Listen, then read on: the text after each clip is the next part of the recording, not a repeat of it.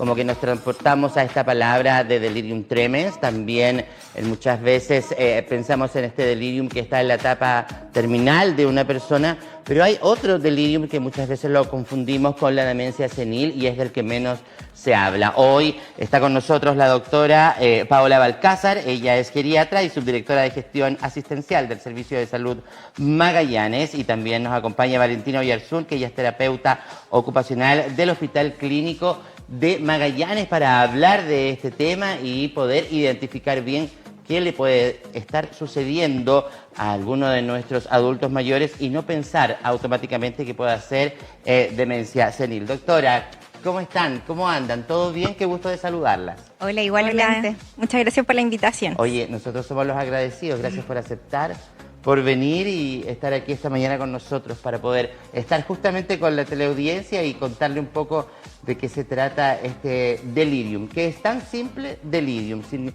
ninguna otra palabra de acompañamiento, doctora. Sí, bueno, es súper importante y nosotros estamos, la idea en este espacio es poder concientizar un poco, tal como mencionabas, algo que no es muy conocido de repente, pero que es súper frecuente de ver en las personas mayores que están hospitalizadas, por ejemplo, o a veces en sus casas. Y que muchas veces se puede confundir los síntomas con los síntomas de la demencia, porque tienen síntomas a veces en común. La diferencia es que el delirium es un conjunto de signos y síntomas que pueden presentar principalmente las personas mayores y que es un cuadro agudo, ¿ya? Es algo que se resuelve. No es como la demencia, que es algo a largo plazo, que no tiene tratamiento y que sabemos que en el fondo solo va a seguir avanzando. El delirium es un cuadro agudo que tiene tratamiento, que no es farmacológico, y lo más importante, se puede prevenir, ¿ya?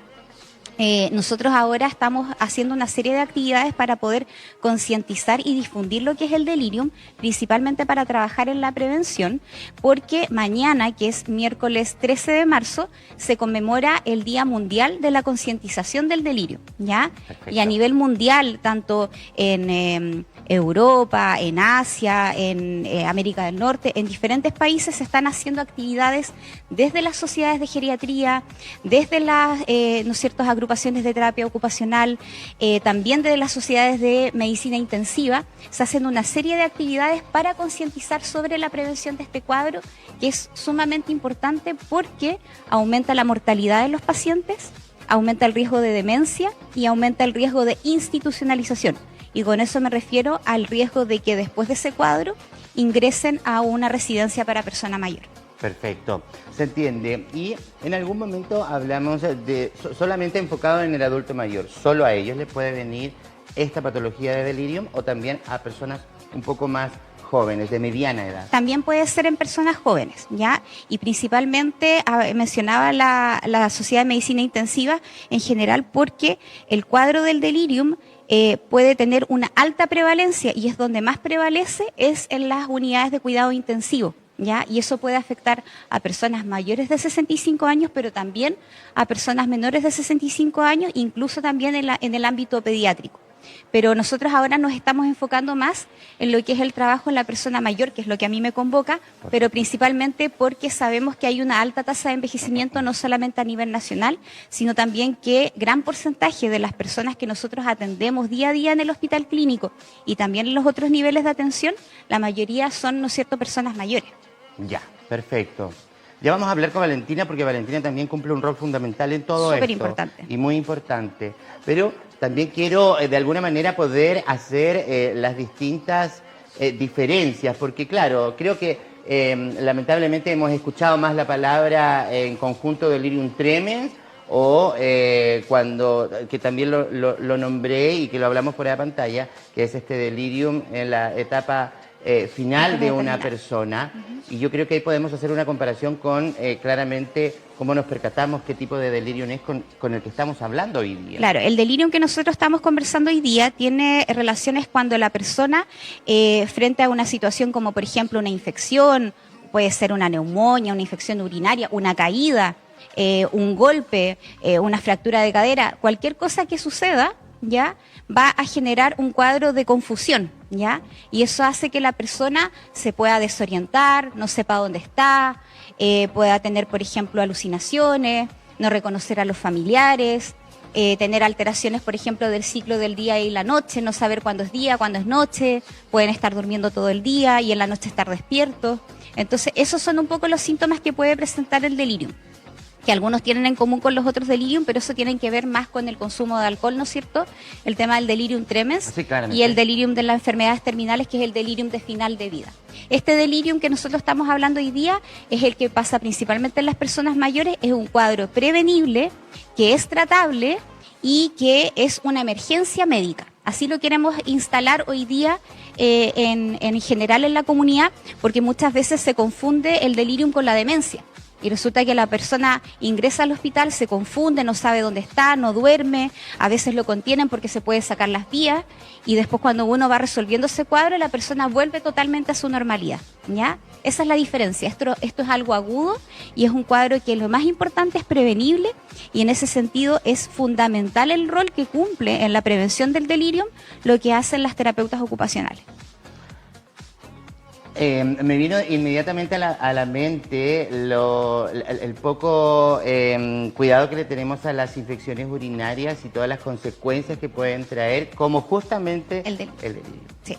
Que a raíz de que hace poco tiempo vivimos una situación un poco parecida, lo recordé ahora que también Claro. lo acaba de nombrar. Qué importante, ¿eh? Qué importante que es el tener mucho cuidado con enfermedades que pensamos que de pronto no tienen tantos efectos secundarios, pues sí los tienen. Sí, sí. Y son bastante difíciles de llevar. Valentina, tú cumples un rol fundamental también dentro de la recuperación y dentro de todo lo que después viene a continuación de haber estado en delirium. Coméntanos de qué manera te desenvuelves en esto. Mira, te cuento un poco. Dentro de todo, no soy la única que trabaja dentro de la prevención y el manejo del delirium, sino que trabajamos como un equipo de rehabilitación con fonoaudiólogos, con kinesiólogos. Principalmente el rol desde la terapia ocupacional que cumplimos como equipo es el prevenir y el manejar el delirium mediante el manejo ambiental. Como decía la doctora, anteriormente es importante recalcar de que el delirium tiene un manejo no farmacológico antes de todos estos tratamientos o fármacos extra que se puedan incorporar en el esquema farmacológico de un usuario, sobre todo persona mayor.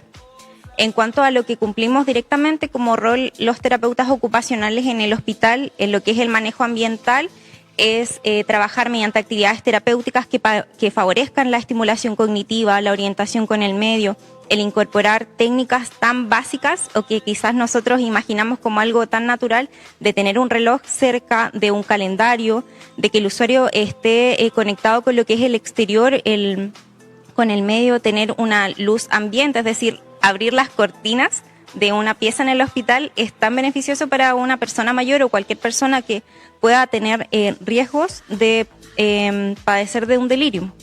Así también realizamos todo lo que es la rehabilitación motora precoz. Hay estudios que indican de que hay que movilizar lo antes posible a una persona que está hospitalizada para que esta movilización mantenga la actividad y la vigilia de ellos, el realizar ejercicios, algo tan común o que tú te imaginas que solo van a tener usuarios, no sé, que están hospitalizados por una cirugía o por algún ámbito traumatológico.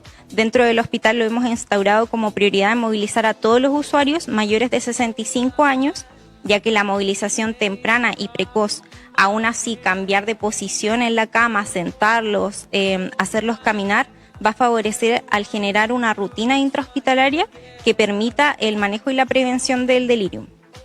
En usuarios, por ejemplo, que ya están cursando con delirium, muchas veces, como decía la doctora, ¿qué van a hacer? Van a inmovilizarlos con contenciones físicas para que estos no se retiren las vías, sondas u otros dispositivos.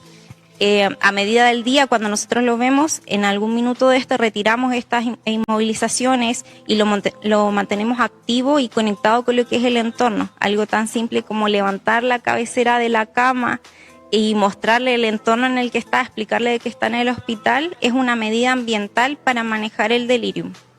También incorporamos otras técnicas como son las actividades de la vida diaria, llevarlos al baño, que se miren en el espejo, que se peinen, que se laven los dientes, son un rol fundamental desde la terapia ocupacional y que realizamos a diario. Pienso mucho en todo lo que me están explicando claramente. Doctora, corríjame si yo estoy equivocado, pero en muchas oportunidades el terapeuta ocupacional, que es el rol que cumple Valentina, no solo de pronto le toca trabajar con el paciente en sí, sino que con los familiares también en el explicar. Porque yo creo que también va en un tema de vocabulario que nos falta mucho por educarnos cuando de repente fui al hospital y la mamá estaba amarrada. Por ejemplo, quizás la palabra no es amarrada, tiene otra palabra adecuada, pero también tenemos que lograr entender que es para el cuidado de ella misma, de que no se vaya a tener algún accidente o similar. Pero yo no sé si pasa en el delirium cuando las personas están hospitalizadas, de que también a veces se tiene que llegar a esta instancia para el cuidado del paciente. No sé si me logro explicar bien y estoy en lo correcto, doctora. Claro, lo que pasa es que lo que mencionaban de la contención tiene relación con, por ejemplo, ya un paciente en UCI, ¿no es cierto?, que está intubado, está con una vía central, está con varios dispositivos que son necesarios para que pueda recibir su tratamiento y obviamente pueda tener una resolución de su enfermedad. Y son tratamientos que no se pueden descontinuar. Entonces, si el paciente ya está con un delirium instalado, puede estar agitado, ¿no es cierto?, y retirarse esos dispositivos. Y obviamente ahí va a haber una medida, y eso está protocolizado, de poder, ¿no es cierto?, hacer una contención al paciente para que no se pueda retirar esos dispositivos. ¿Ya? Eso principalmente en el paciente que está en UCI, ya que está ultra invadido. En los pacientes en sala, quizás nuestro norte, y así como ese va a ser nuestro camino, es ojalá no llegar a tener que contener, porque para eso tenemos que prevenir antes el delirio. Entonces tenemos que llegar antes. Entonces eso va desde que, por ejemplo, hay una persona mayor que se tiene que operar con una cirugía electiva, por ejemplo, no sé, se tiene que sacar la vesícula, prótesis de cadera, y yo digo, chuta, esta persona usa lentes, usa audífono, tiene déficit sensorial, entonces tiene riesgo de hacer delirium. Porque si lo hospitalizan y no usa los lentes, no va a ver nada, no va a escuchar, se va a desconectar del medio y eso es riesgo de delirium. Y eso yo lo puedo intervenir y preparar antes, para que esa persona cuando ingrese tenga todo eso chequeado y la persona ojalá no haga un delirio. ¿Ya? Esas cosas son prevenibles. Y por eso ahí lo que hablaba Valentina, el rol súper importante desde el equipo de rehabilitación. De hecho, geriatría no trabaja el geriatra solo. El geriatra necesita terapia ocupacional, necesita kine, necesita fono, porque es un trabajo en equipo. Si uno hace una valoración, después para poder intervenir en el plan, necesita todo este equipo para poder hacer esa intervención desde muchos componentes. Y el equipo del mismo paciente, que es la familia o el entorno más cercano, Eso. En donde también yo me imagino que ahí... El cuidador. Ahí tiene Valentina igual alguna relación en explicar y en conversar con los familiares o el apoyo, ¿no? Sí.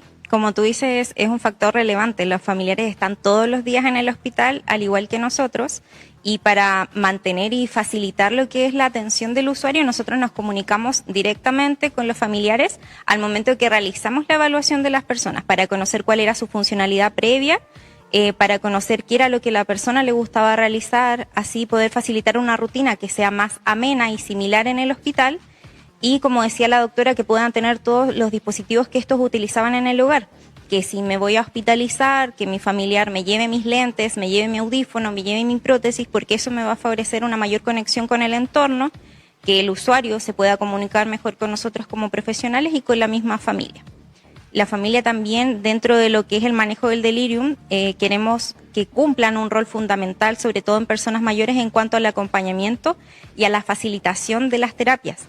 Hay estudios que mencionan de que la familia, al estar involucrada tanto en la hospitalización de usuarios que se encuentran en unidades de pacientes críticos como en unidades de cuidados medios o sala, como decimos nosotros, facilitan a la recuperación, ayudan al manejo de algunos síntomas como son la agitación, la ansiedad o el mismo miedo de encontrarme en un ambiente o absuelto en un ambiente que no es mi lugar familiar o mi hogar. Y dentro de la prevención hay muchos puntos para poder hablar, pero el agua y la hidratación es lo fundamental. Bueno, casi en todo, ¿no? Falta de agua en el organismo son factor de muchísimas y muchísimas patologías que pueden reaparecer rápido y fortuitamente. Tú acabas de mencionar uno de los checklists de la prevención del delirium. O sea, súper importante que la persona se mantenga hidratada, que pueda recibir alimentación, ¿no es cierto?, en forma adecuada, que además de eso pueda utilizar los dispositivos que mencionaba Valentina, pero además que pueda orinar y tener deposiciones en forma espontánea. Porque una persona, por ejemplo, que no ha tenido deposiciones en días o que no puede orinar porque retiene, ¿no es cierto?, en la vejiga, eso gatilla delirium per se. A veces pasa mucho en los pacientes geriátricos que pasan días que no tienen deposiciones y como que le bajan el perfil y eso puede gatillar un tremendo delirium. El Alzheimer es fatal. Es que la demencia tiene más riesgo de hacer delirium, entonces si la persona deja de ir al baño, gatilla al tiro un delirium por sobre esa demencia. Sí. Totalmente. Yo quisiera, antes de despedirlas, quisiera saber si mañana dentro del hospital clínico, en algún lugar específico, se conmemora de alguna manera, con alguna charla, con algún conversatorio Sí. o algo similar. Desde el CR de Rehabilitación, Medicina Física y Rehabilitación, que es el equipo, ¿no es cierto?, que mencionábamos, se va a realizar una charla el día de mañana en el auditorium del hospital clínico, que es enfocada principalmente a los equipos de salud, ¿ya? Porque la idea es concientizar en la pesquisa del delirium, pero principalmente en la prevención. Y eso mañana es para los equipos de salud en el auditorium del hospital a las 11 de la mañana. Pero además, para la comunidad, el mismo equipo de rehabilitación va a poder entregar unos trípticos que explican lo que es el delirium, cómo lo podemos prevenir y qué medidas tomamos, y eso se los va a entregar a los familiares y cuidadores de los pacientes que se encuentran hospitalizados, ¿ya? Además, tenemos que ahí concretar, pero la idea es poder exponer en el circuito cerrado del hospital videos que realizó el equipo de rehabilitación, donde se explica paso a paso todas estas medidas que acaba de mencionar Valentina para la comunidad. Y en 2 semanas más vamos a realizar una especie de webinar para el resto de los hospitales, Porvenir, Williams y Natales, en que el mismo equipo va a replicar esta charla para el resto de los hospitales. Excelente. Hay entonces una cadena larga en donde van a poder estar todos interiorizados dentro del ámbito de la salud para poder identificar esto. Sí. Yo les quiero agradecer a las dos el hecho que hayan aceptado la invitación, que hayan venido y que nos hayan explicado esto de alguna u otra manera mucho más cercano y para poder entender igual en la casa y no confundirse. Creo que nos queda todo mucho más claro. Les agradezco muchísimo. Gracias a ustedes por el espacio. Que estén muy bien. Chao. Ahí estábamos con la doctora Paola Balcázar y también con la terapeuta ocupacional Valentina. Valentina, al tiro les digo el apellido, aquí lo tengo. Valentina Oyarzún. Vamos a una pausa.